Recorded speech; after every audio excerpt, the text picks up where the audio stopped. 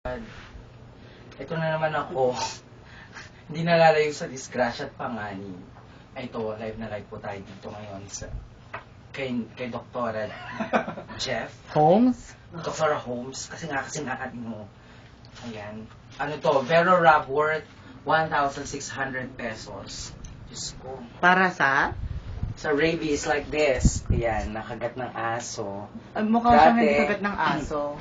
Sa aksidente sa motor, nasagsa ng owner, nasunog yung talampakan ko nung araw. Kaliwang pa, puputulin mo. Ayan. So, Jeff, are you ready? Wala na siya. Ang gapa ng best ko. Best, I love you.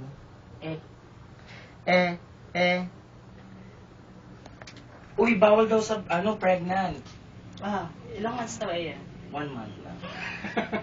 Ano to, nakatingin dito, 3 doses of Vero Rub should be administered on day 0, day 7. Ayun nga, day 0. Ang alam ko, pag Verorab, sa day 0, 0.5, both sides. Primary injection. First, primary vaccination, 3 injections, day 0, day 7.